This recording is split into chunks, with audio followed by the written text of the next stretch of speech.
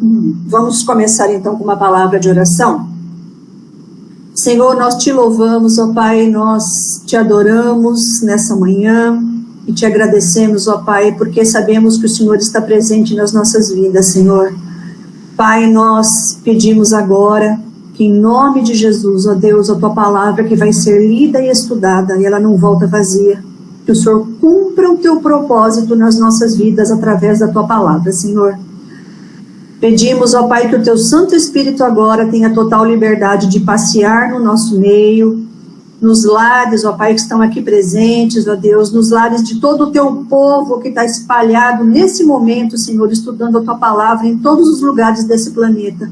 E que o Senhor possa, Senhor Deus, trazer para o nosso coração uma palavra rema do teu coração para nós, e que nós sejamos transformados nessa manhã, Senhor, conforme tu queres.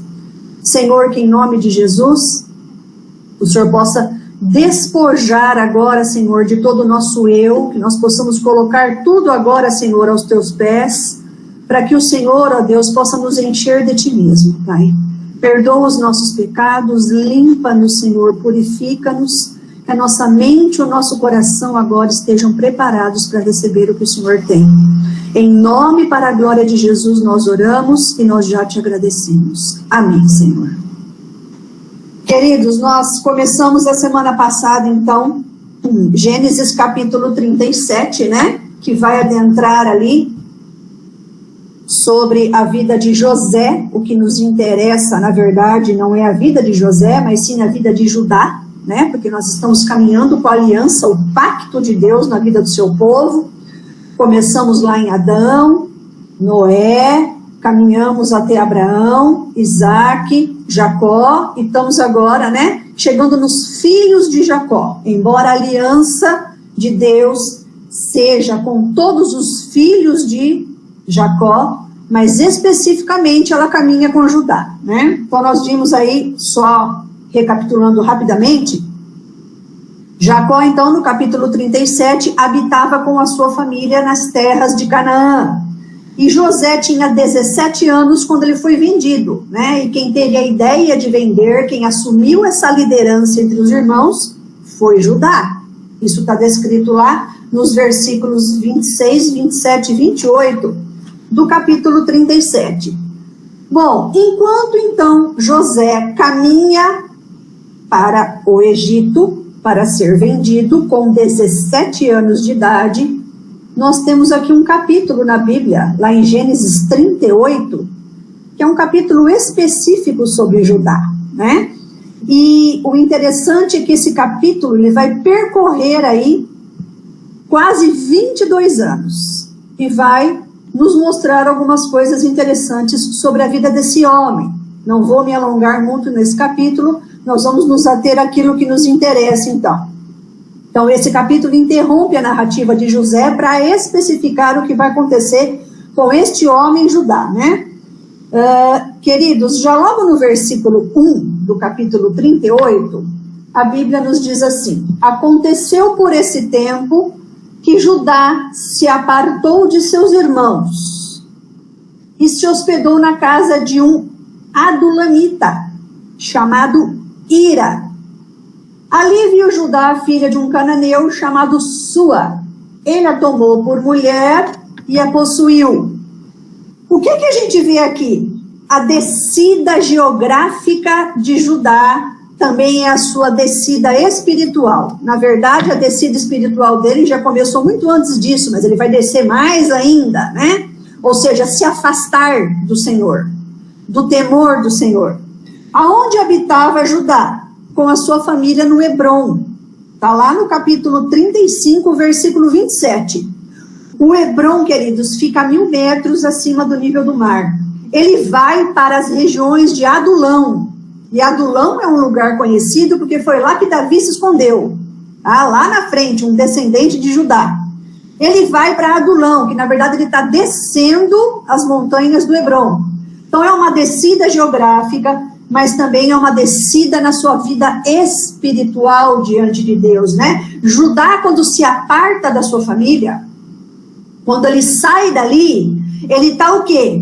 Ele está se afastando do Senhor. Ele está tentando sair da aliança que Deus tem com a sua família. Ele está tentando viver a sua vida longe de Deus, mas Deus não desiste de Judá, porque Judá já é um escolhido, né? Então nós vemos que ele vai e ele se casa com uma mulher cananita. Já começa aí também o outro erro dele. Ele deveria se casar com alguém que estivesse dentro do pacto, mas ele escolhe uma mulher que é o quê? Idólatra, uma mulher ímpia, uma mulher que vai trazer o quê? Desgosto para a vida dele. Ele se casa com essa mulher, e eu vou agora discorrer rapidamente aqui o capítulo, e ele tem 3 filhos. Onã e Selá. Em determinado momento, ele arruma uma esposa para o seu filho mais velho. Ela se chama Tamar. Esse filho mais velho diz a palavra que ele é perverso diante do Senhor. E o Senhor leva, né? Ele morre. E ele não deixa descendência. Então Judá faz com que Tamar se case com o seu segundo filho, Onã, que também era perverso. E ele também morre, sem deixar descendência. Aqui, o que acontece é o seguinte, queridos. Judá é líder de clã. Ok? Embora ele tenha se apartado dos seus pais, da sua família, ele foi embora com muitos bens. Ele não foi embora sozinho, sem nada, né? Ele levou muitos bens. Então ele é chefe de um clã. E o chefe de um clã, o que acontece aqui? O chefe de um clã, ele precisa ter uma descendência, ok? Bom, a gente vê o seguinte. Eu acho que tem alguém apresentando tela. Deve ser aqui o André Biruel. Então, o que acontece? Nós vemos, então, que Tamar não gerou descendência com o primeiro filho. E aí, o que a gente vê? Esse primeiro filho morre. O segundo filho, então, vai se casar com a Tamar, que também morre. Isso aí, lá na frente, já existia entre os povos antigos, ok? Mas lá na frente, lá em Deuteronômio 25, tá? Nos versículos 5 e 6, isso vai se chamar Lei do Levirato. Ou seja, né? O primogênito de um clã, do filho de um chefe de clã, precisa gerar uma descendência, ok? Se ele não gera uma descendência, o outro irmão precisa se casar para suscitar a descendência do primogênito. É isso que Judá está fazendo. A lei do levirato já existia antes da lei mosaica, ok? Nos antigos povos de Canaã e da Mesopotâmia. Então, o que acontece? Judá vê que os 2 filhos morreram, já é tratamento de Deus aí, ele perdeu 2 filhos. Imagine isso para um pai, né? E ele, com medo que o terceiro filho morresse, ele faz uma promessa para Tamar. Volta para a casa dos seus pais, e quando meu filho estiver com idade para se casar, eu te chamarei. O que está acontecendo aí? Ele não está tendo amor por Tamar, porque Tamar é uma viúva, ela tem que ficar no período de viuvez até o terceiro filho ter idade para casar com ela. Mas ele se esquece de Tamar, ele simplesmente a abandona. Então Tamar fica onde? Fica na sua vergonha de viuvez. E a perversidade de Judá de não cuidar da sua nora, porque ele julgava que os seus 2 filhos tinham morrido por causa de Tamar. Ele culpava Tamar pela morte dos seus 2 filhos, e na verdade a morte dos seus 2 filhos foi por causa da perversidade deles, da falta de temor do Senhor que o próprio Judá tinha. Essa é a verdade, né? O que acontece então? Nós vemos então no versículo 12, vai comigo aqui no versículo 12. No correr do tempo morreu a filha de Sua, ou seja, a esposa do Judá. E consolado, Judá subiu aos tosqueadores de suas ovelhas em Tímina, ele e seu amigo Ira, o adulamita, e o comunicaram a Tamar. Eis que o teu sogro sobe a Tímina para tosquear as ovelhas. O que ele fez, queridos? Ele foi para uma festa. A tosquia das ovelhas era uma festa que durava dias, uma festa regada, a bebida, isso aí é costume de Canaã, ok? Regada a bebida, e tinha ali o quê? práticas de prostitutas cultuais que se deitavam com os homens, para o quê? Para que tivessem uma boa colheita e para que as tosquias fossem bem e eles tivessem uma boa venda, um bom comércio. É nesse momento que Tamar faz o quê? Se veste como uma prostituta cultual. E a gente vê que ela vai, se coloca no caminho de Judá. Judá provavelmente já estava bêbado, né? Era um homem que estava muito longe do Senhor. E ele se deita com essa prostituta, sem saber que é Tamar. E ela então faz o quê? Ela pede algo para ele, versículo 18. Respondeu ele: que penhor te darei? Ela disse: o teu selo, o teu cordão e o cajado que seguras. Ele, pois, lhes deu e a possuiu, e ela concebeu dele. O que ela pede dele? Ela é muito inteligente e esperta. Ela pede o selo, que é o selo do clã de Judá, ok? É como uma assinatura dele, é a identificação dele, ok? Ela pede o seu cordão, que na verdade eram cordões que ficavam ou no pescoço do líder do clã, ou ficava no seu braço. Aquilo simbolizava suas riquezas, tá? E ela pede o seu cajado, que é símbolo do quê? É símbolo de autoridade. Então tudo isso ele entrega para Tamar. Passa um tempo e ele descobre que Tamar estava grávida. E ele manda trazer ela para que ela seja o quê? Morta. Aí então, o que acontece? No versículo 26, olha lá. Reconheceu Judá, porque a Tamar mostrou para ele que o homem de quem ela engravidou era o dono do selo, do cordão e do cajado.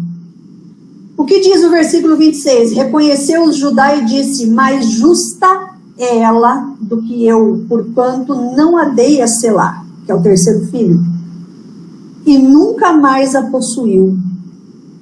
E aconteceu que, estando ela para dar à luz, havia gêmeos no seu ventre, né? A gente vê aqui o que acontece com Judá, queridos. Judá, quando percebe o que Tamar fez, a maneira como as coisas aconteceram foram erradas, ok, queridos? Não foram maneiras corretas. Mas quando ele percebe o que aconteceu ali, ele vê o pecado dele. Ele vê o pecado que ele cometeu com os seus filhos, com a Tamar. Ele vê o pecado que ele cometeu principalmente diante de Deus. E ali começa a acontecer arrependimento. Judá começa a se arrepender de todos esses 22 anos que ele passou o quê? Distante do Senhor, e que ele provavelmente se lembrou do que ele fez com José, e ele toma a Tamar como sendo mais justa do que ele. Eu sou pecador e ela é justa diante de mim. Tanto que ele se arrepende, que ele se casa com Tamar e nunca mais a possuiu. Porque ele entendeu o seu pecado diante de Deus, as consequências que ele sofreu por ter se afastado do Senhor e da aliança que Deus tinha com ele. Ele perdeu seus filhos, ele estava longe da sua família, ele era um homem agora que estava sem esposa, ele era um homem que ele pecou contra a nora, e agora ele engravidou essa nora como se ela fosse uma prostituta. Então aqui já é o quê? Deus tratando com o caráter de Judá. E Tamar, veja como Deus, né, na sua misericórdia, dentro da aliança e dos propósitos soberanos que Deus tem para a nossa vida, irmãos, Ele é o único que é capaz de pegar as coisas quebradas da nossa vida e transformar, e refazer, e tornar tudo novo. Não existe justificativa para o pecado. Pecado é pecado, e pecado traz consequências eternas, mas Deus não muda aquilo que Ele determinou. Ah? O nosso pecado não muda quem Deus é. Então Tamar gerou 2 filhos, Pérez e Zera. E Pérez é justamente dele que vem a linhagem de Davi, e consequentemente a de Jesus. Está lá em Lucas capítulo 3, tá? Versículos 32 e 33, que diz assim: Davi, filho de Jessé, Jessé filho de Obed, Obed, filho de Boaz, este filho de Salá, filho de Naasson, Naasson, filho de Aminadab, Aminadab, filho de Admin, Admin, filho de Arni, Arni, filho de Esrom, este filho de Pérez, olha aqui, filho de Judá, ok? Então Deus vai fazer o quê? Com que a descendência, a linhagem do Messias venha justamente de Pérez, o filho que Tamar teve com Judá. Agora, queridos, nós vamos para os capítulos de 39 a 41, né? Dos capítulos 39 a 41, José já é governador do Egito. O tempo já passou. Volta a narrativa agora para José, ok? Retorna para ela. Ele já gerou 2 filhos no Egito. José já gerou Manassés e Efraim, que inclusive vão entrar nessa linhagem pactual de Deus com Jacó. Esses 2 filhos. 7 anos de fartura e 7 anos de fome, José profetizou sobre as terras. Mas não era somente sobre as terras do Egito, sobre todas as terras daquele mundo conhecido, né? Que Deus faria haver 7 anos de fartura e 7 anos de fome. Passamos para o capítulo 42 a 45, estou contando a história rapidamente. Aqui vai narrar o encontro de José com os seus irmãos. José está aproximadamente com 39 anos quando ele encontra seus irmãos de novo. Ele foi vendido com 17, ok? Nós vemos isso claramente, vou só citar para vocês. José está com 17 anos quando chega no Egito, capítulo 37, versículo 2. Com 30 anos ele começou a governar o Egito, capítulo 41, verso 46. 7 anos de abundância se passam, capítulo 41, verso 47. E depois mais 2 anos de fome já tinham se passado. E isso está no capítulo 45, versículo 6. Então ele está com aproximadamente aqui 39 anos. O que interessa, queridos, para nós é o capítulo 44, ok? No capítulo 44, o que a gente vê? Os irmãos de José desceram ao Egito sem Benjamim. Estou aqui explicando o 43, capítulo 43. Chegando lá, José tem eles por espiões, prende eles numa cadeia egípcia e segura ali um dos irmãos, que é Simeão, e fala: volta e busca o teu irmão mais novo. Porque ele está, na verdade, numa estratégia ali com os irmãos, né? Os irmãos, então, voltam lá para Canaã, explica para o pai, que é Jacó, o que aconteceu, e Jacó não se conforma com isso. E fala: eu não vou mandar Benjamim, o meu filho de Raquel, para lá, porque eu já perdi o outro, que é José, né? Mas aí o que acontece? Nós vemos o seguinte: o que eles explicam para o pai? Se nós não levarmos Benjamim, Simeão fica preso e nós não vamos conseguir mais comida. Muito relutante, Jacó permite que Benjamim vá, ok? E agora no capítulo 44, o que acontece? José coloca em todas as sacolas os sacos de mantimento dos irmãos dele, coloca o dinheiro de volta e coloca estrategicamente, manda o seu mordomo colocar a taça de prata dele, que simbolizava que ele era governador do Egito, ok? Dentro da sacola de Benjamim. E despede eles, manda eles irem embora. No meio do caminho, ele fala para os seus guardas: persigam-nos, porque o copo de prata está lá. E aí eles vão, capítulo 44, versículo 12. Olha o que diz: o mordomo os examinou, começando do mais velho e acabando do mais novo, e achou-se o copo no saco de mantimento de Benjamim. Então rasgaram as suas vestes e, carregados de novo os jumentos, tornaram a cidade. Isso foi estratégia de José. A partir do versículo 14, a gente vê a transformação que Deus operou em Judá lá atrás, tá? Que nós vimos no capítulo 38. O discurso de Judá é a clara representação de um amor sacrificial. Não é?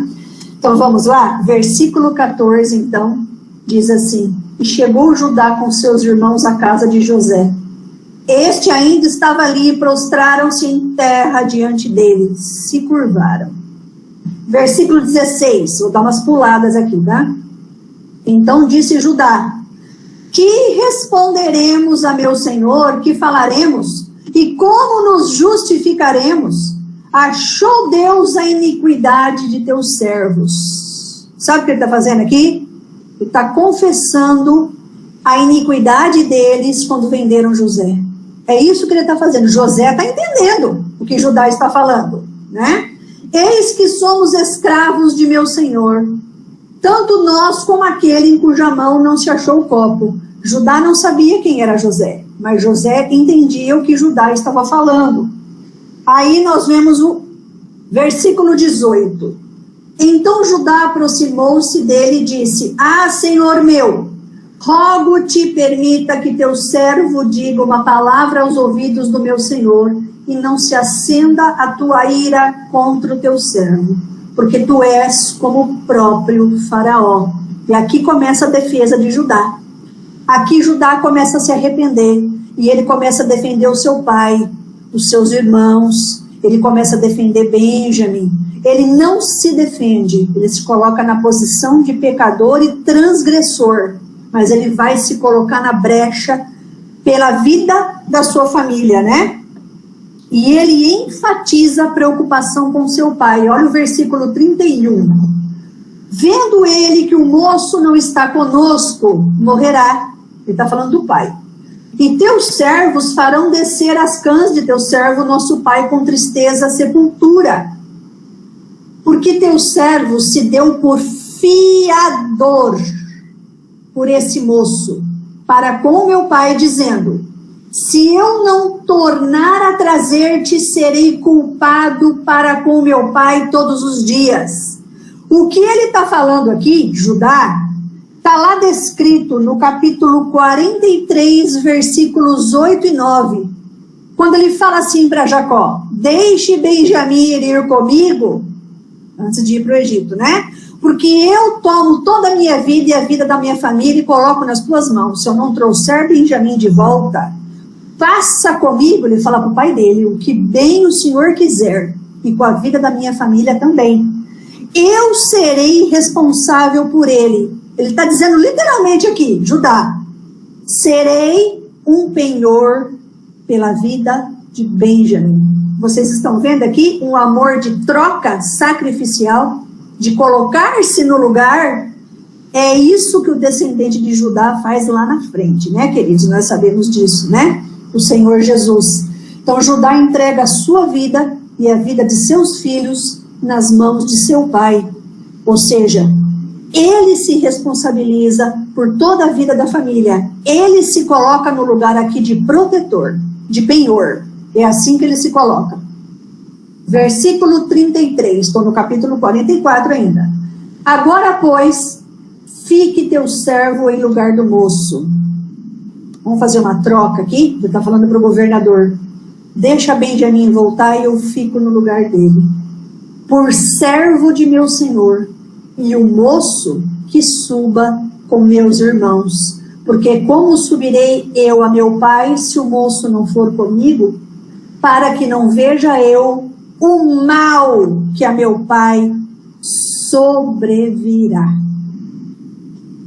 Amor substitutivo. Eu fico no lugar de Benjamim como teu escravo, e consequentemente eu morrerei aqui no Egito. Mas deixa Benjamim voltar, né? Judá está verdadeiramente aqui transformado, queridos. Aqui ele é um homem digno do que vai acontecer com ele depois disso e com os seus descendentes, ou seja, digno de uma realeza que virá depois dele, né? Os atos de Judá diante dessa situação revelam arrependimento pelo que ele tinha feito com José e com seu pai. E aqui revela o quê? Um concerto que Deus está fazendo, queridos, entre Judá e José. E não só entre Judá. A fala é de Judá, mas Judá está falando em nome dos seus irmãos. Então é um concerto dele para com José, para com Deus, e um conserto de seus irmãos também, né? Então aqui é restituição novamente acontecendo na vida desse homem. Quando Israel, queridos, tomar posse de Canaã lá na frente, com Josué, é a tribo de Judá que assume a liderança. Nós vamos ver isso depois, tá? E a tribo de Judá também, ela assume a liderança por toda a caminhada dos 40 anos no deserto. Então a tribo de Judá, a partir daqui, se torna líder absoluta, até o final, até a vinda de Jesus. Capítulo 46, queridos, vamos lá? Ocorre então aí, né, que José se dá a conhecer, nós sabemos que história toda é essa, e aí ocorre o arrependimento, ocorre que José perdoa seus irmãos, né, e ele diz para os seus irmãos que eles não precisam ficar o quê? Temerosos, porque foi da vontade de Deus que ele viesse para o Egito e acontecesse tudo o que aconteceu na vida dele. Ele reconhece José, assim como Judá, que Deus foi absolutamente soberano em tudo o que aconteceu. Ou seja, Deus não desistiu daquilo que ele já tinha pré-determinado. Não desistiu por conta dos pecados e os percalços no meio do caminho, digamos assim, né?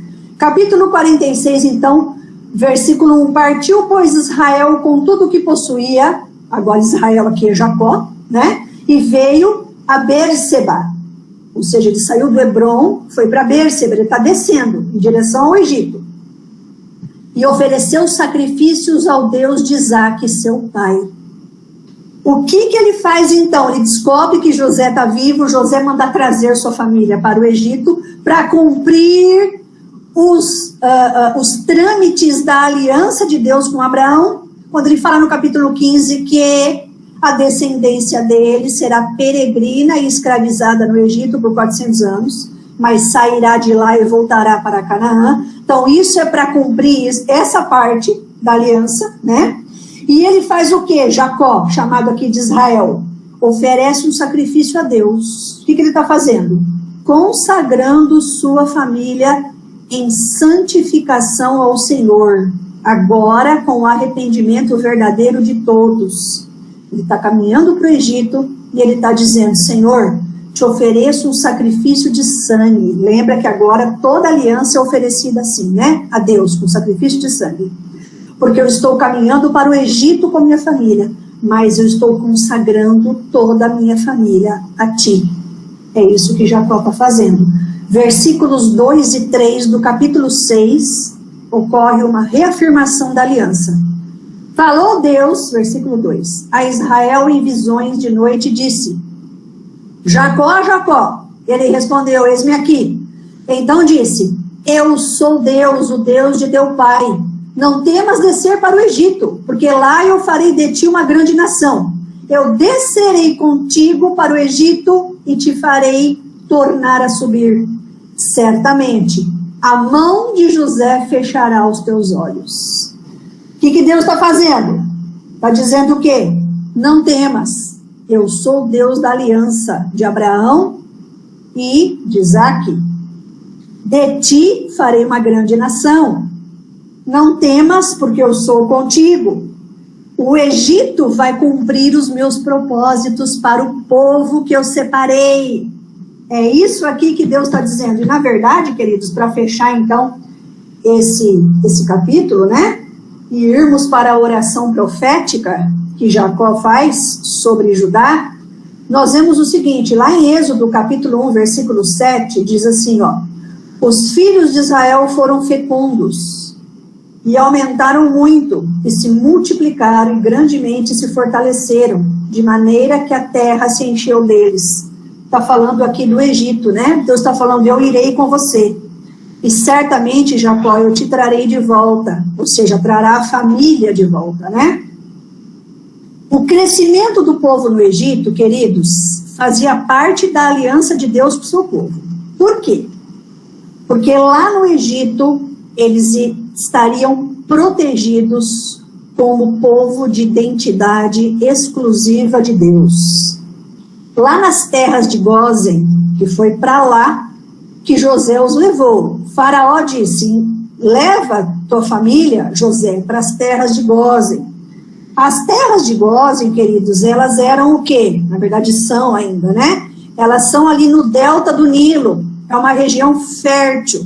Ali é uma região próspera para a agricultura, para pastagens, para a criação de gado. E é uma terra meio que separada do resto do que acontecia no Egito. Mais tarde, essa terra vai se chamar Terra de Ramsés, quando o povo já está escravizado no Egito, inclusive por esse faraó, o faraó Ramsés, né? Então, dentro do Egito, queridos, eles não seriam tentados a se misturar com os povos de Canaã. Lembra que Judá já fez isso, casou com uma cananita, e Simeão também. Deus tira eles dali para que eles não se dispersem dentro de Canaã, para que eles fiquem juntos ali na terra de Gósen e possam o quê? Crescer como identidade de povo escolhido de Deus, né?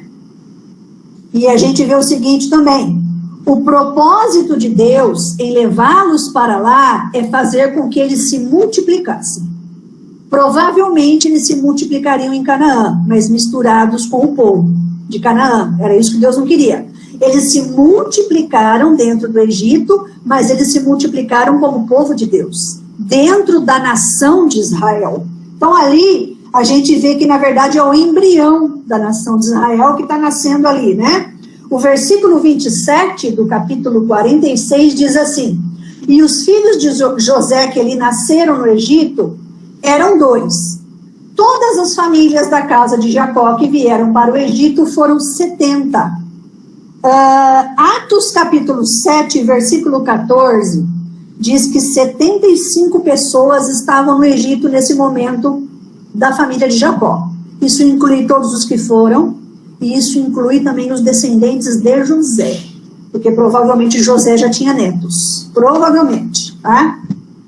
E aí a gente vê então que termina a era patriarcal dentro de Canaã, queridos, porque esse povo ficará então dentro do Egito por 430 anos para se estabelecer como nação, ok?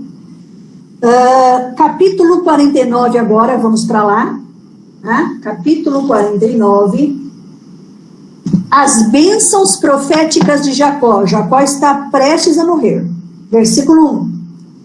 Depois chamou Jacó a seus filhos e disse: ajuntai-vos e eu vos farei saber o que vos há de acontecer nos dias vindouros.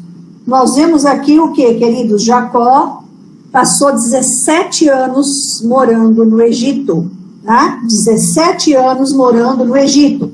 O capítulo 47, versículo 28 diz isso: Jacó viveu na terra do Egito 17 anos, de sorte que os dias de Jacó, os anos de sua vida, foram 147 anos, ok? E aqui então o capítulo 49, ele vai profetizar uma série de coisas para todos os seus filhos, mas o que nos interessa é o que ele fala sobre a vida de Judá. Capítulo 49, versículo 8, vamos lá? Judá, teus irmãos te louvarão, a tua mão estará sobre a cerviz de teus inimigos, os filhos de teu pai se inclinarão a ti. Olha que coisa fantástica o que Jacó profetiza. Ele está profetizando os termos da aliança sobre Judá. Judá, tu és aquele a quem teus irmãos te louvarão. Queridos, o que Jacó está dizendo? Não é Judá que será louvado, é o descendente dele, tá? Inclusive o nome de Judá, que está lá no capítulo 29, versículo 35, pode conferir lá, o nome dele significa louvor, o nome de Judá, Yehudá, é assim que a gente fala, né, em hebraico. Receberás louvor e honra de teus irmãos. Isso diz respeito à vinda do Messias. A tribo de Judá, ela vai fazer o quê? Ela vai trazer louvor e honra sobre si, através de todos os seus descendentes, mas principalmente através de Jesus. Tua mão estará no pescoço dos teus inimigos. O que significa isso? Agarrar o inimigo pela cerviz, tá? Que é isso aqui, ó, especificamente pela nuca, significava naquela época poder e domínio absoluto de um reinado que estava acima de todos os outros, ok? Então, a tribo de Judá, o descendente de Judá, agarra os inimigos pelo pescoço. É vitória absoluta de Judá sobre os seus inimigos. Isso diz respeito não somente à tribo de Judá, aos seus descendentes, mas diz respeito ao Messias também, que é vitorioso sobre os seus inimigos, né? Os filhos de teu pai, estou no versículo 8, tá, queridos? Os filhos de teu pai se prostrarão diante de ti.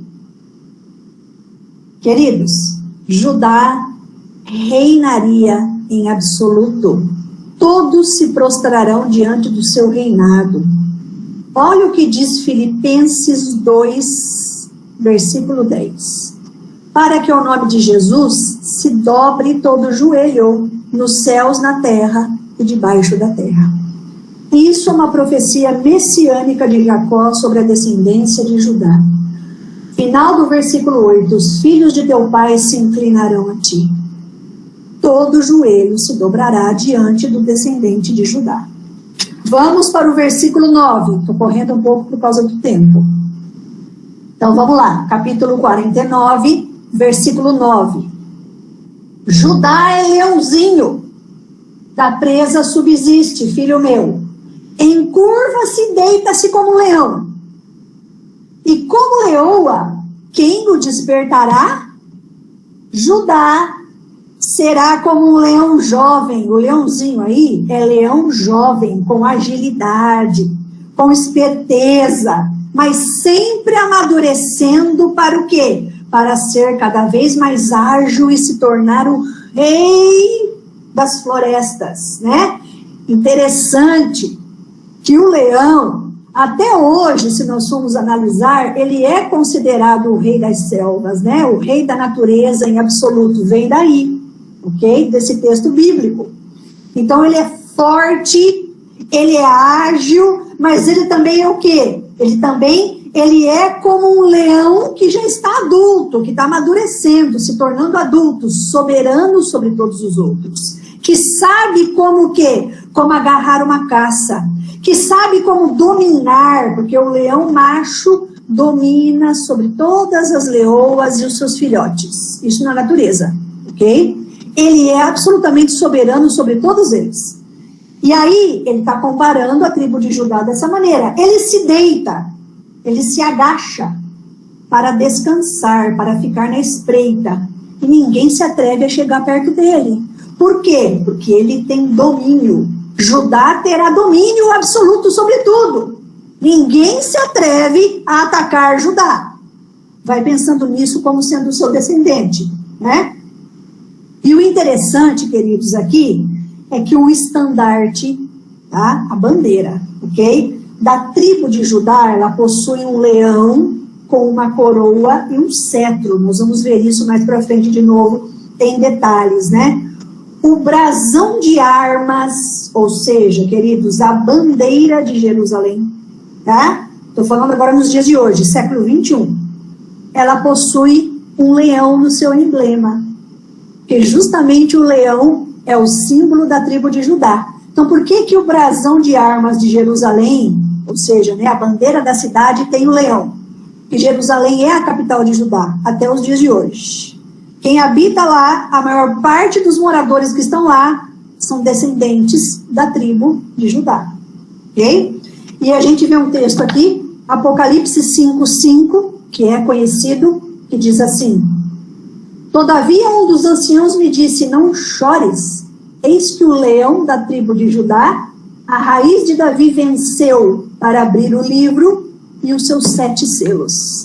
Uma referência clara aqui, né, ao leão da tribo de Judá, como sendo Jesus. E o versículo 10, então, queridos, o cetro, capítulo 49 de Gênesis, versículo 10. O cetro não se arredará de Judá, nem o bastão de entre os seus pés, até que venha Siló, e a ele obedecerão os povos. O cetro e o bastão é símbolo de poder, de governo, de autoridade militar, de reinado e de legislação absoluta, ou seja, de um juiz comandando, tá? É a autoridade absoluta do quê? Do governo de Judá. Não se apartará, ou seja, é para sempre que ele vai governar. A autoridade de Judá é para sempre. E nem o bastão de entre seus pés. O comando estará sempre sob Judá, debaixo dos seus pés. Jesus colocou todos os seus inimigos como comandante absoluto debaixo dos seus pés, né? Ele vai dominar para sempre, até que venha Siló. Essa palavra aí, queridos, na verdade, em hebraico, ela tem um significado, ok? Significa até que chegue aquele a quem toda autoridade real pertence. É isso que significa a palavra Siló em hebraico. Aonde está isso, Sandra? Está lá em Ezequiel 21. Ezequiel 21 aparece a mesma palavra, tá? Versículos 26 e 27. Olha o que diz lá. Aqui, Deus está dando um juízo sobre a tribo de Judá. Na verdade, sobre o reino de Judá, o reino do sul. O juízo aqui, através da profecia de Ezequiel, é a seguinte: Nabucodonosor virá para destruir vocês e levar vocês por 70 anos de cativeiro. Mas olha o que Deus diz aqui através de Ezequiel. Capítulo 21, versículo 26 e 27. Assim diz o Senhor Deus: tira o diadema, olha lá, o diadema, coroa, e remove a coroa. O que é já não será o mesmo, será exaltado o humilde e abatido o soberbo. Ruína, Deus está dizendo para a tribo de Judá. A ruína a reduzirei, e ela já não será, até que venha, a palavra aí é Silo, no original, até que venha aquele a quem ela pertence de direito. Pertence quem? A coroa. A ele a darei.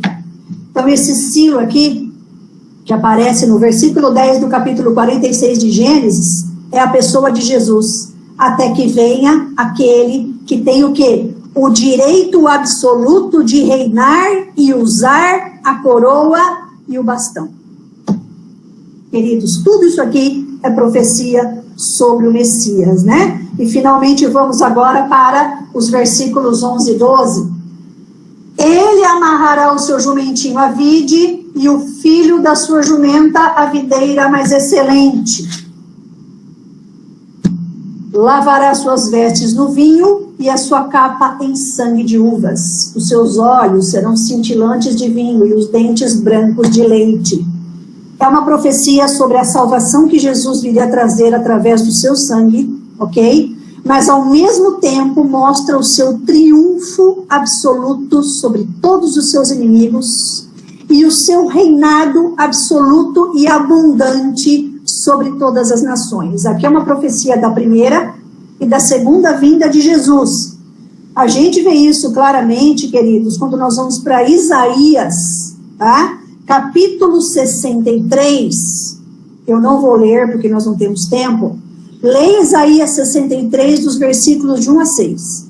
É um texto muito parecido com esse, que vai mostrar o quê? Que vai mostrar que essas uvas, esse brilho que existe no olho, né, desse descendente, ou seja, é o brilho de alguém que reina em absoluto, é um soberano absoluto sobre todas as coisas, né? Isso significa a abundância do reino de Cristo, tá? Interessante, para fechar isso aqui, que lá em João, capítulo 2, dos versículos de 1 a 12, o primeiro milagre que Jesus faz é o quê? Transformar a água em vinho nas bodas de Canaã. E está falando aqui nesse texto de Gênesis 49, né? Olha o versículo 12. Os seus olhos serão cintilantes de vinho. Olha que interessante. O que está dizendo aqui? As bodas de Canaã, Jesus transformou a água lá no final da festa em vinho bom. Ou seja, um vinho nobre. Aquele que tinha o quê? Um alto teor ali do quê? Das uvas, da fermentação das uvas, das melhores uvas. E essas bodas de Canaã que Jesus faz esse milagre, tem um noivo e tem uma noiva. E tem Jesus ali. E tem o vinho em abundância. Isso representa o quê? O que Jesus está preparando para nós. Ele é aquele o quê? É o Rei absoluto, cujos olhos cintilam como vinho, e que está nos preparando o melhor das bodas que nós teremos com Ele quando estivermos na sua presença. Tudo isso aqui, queridos, é o que Jacó profetiza na vida dos descendentes de Judá. Então, para vocês verem que a aliança caminha nessa direção. E eu quero encerrar dizendo o seguinte: o melhor de Deus para a nossa vida ainda está por vir. Porque o melhor daquelas bodas foram no final. Então, o melhor de Deus na nossa vida ainda virá. O Senhor Jesus está preparando. Amém, queridos? Vamos continuar então semana que vem. Nós vamos chegar até Moisés e vamos caminhando, ok? Vamos então terminar com uma palavra de oração. Eu quero só falar novamente, queridos, que agora o Google Meet, que está todo mundo na sala, ele só nos dá 60 minutos aqui gratuitamente para as reuniões. Então vocês vão ver que eu vou entrar quase 9 horas da manhã, eu não vou entrar antes, e as aulas elas vão ficar um pouquinho menores por conta disso. Ok, queridos? Para a gente não cair, porque eles vão derrubar, né, a reunião, e depois para voltar, eu preciso descobrir como é que faz. Ok, queridos? Vamos orar então? Vamos ter uma palavra de oração para encerrar? Pastor, temos aqui, né? Nós temos sempre o pastor ungido do Senhor na sala, e eu vou pedir para ele encerrar com uma oração, amém? Vamos lá? Eu só queria compartilhar uma coisa que eu estava pensando, que Judá, ele queria o que não era dele, ele queria ser José. Todas as vezes que a gente quer o do outro, ele perde de ter a visão do que Deus tem preparado para ele, o plano de Jesus para a vida dele, o plano do Senhor. Então ele fica buscando, ele tenta eliminar José, para que José não se sobressaia. Mas o que Deus tinha para ele é muito maior. Exato. E aí precisou dele se quebrantar, se converter, tomar uma posição para receber tudo aquilo que Deus tinha dele. E assim somos nós, né? Porque às vezes a gente quer o que é do outro. Os nossos olhos crescem. Fala, olha, o outro que está sendo abençoado, o outro que é reconhecido. Mas Deus tem coisas grandes nas nossas vidas, coisas lindas, e a gente às vezes não enxerga. E precisamos nos quebrantar, nos render aquilo que Deus tem para nós, né? Sim, porque o melhor está por vir. Está por vir. Amém. Amém. Vamos orar então, queridos. Vamos entrar em aliança de oração. Sim, Senhor, nós te agradecemos, porque é aquilo que a tua palavra fala, Pai, que nem olhos viram, nem ouvidos ouviram, nem passou por nenhuma mente humana, o Senhor tem preparado para aqueles que te amam, Senhor. E sabemos que quando nós dizemos que te amamos, ou quando aprendemos a dizer, ou quando realmente temos a experiência pessoal de dizer que te amamos, é porque nós estamos dispostos a pagar o preço de termos uma vida diante de ti, de obediência, de frutos, de anúncio do Evangelho, de vivermos, ó Deus, em santidade de vida. É bem verdade que somos tão imperfeitos, mas te louvamos porque esse amor, ó Deus, é um amor comprometido, o amor que o Senhor nos deu de uma forma tão espetacular, ó Deus, na cruz. E que hoje o Senhor não exige de nós pelas nossas forças, porque não sabemos ou não saberíamos como devolver. Mas com certeza, pela tua graça, pela tua misericórdia, que nós podemos devolver a ti, através do ato de amor ao Senhor, quando amamos o próximo, quando damos a nossa destra de companhia a quem precisa, quando olhamos as necessidades e mesmo quando também aprendemos a perdoar a quem tem nos ofendido, Senhor.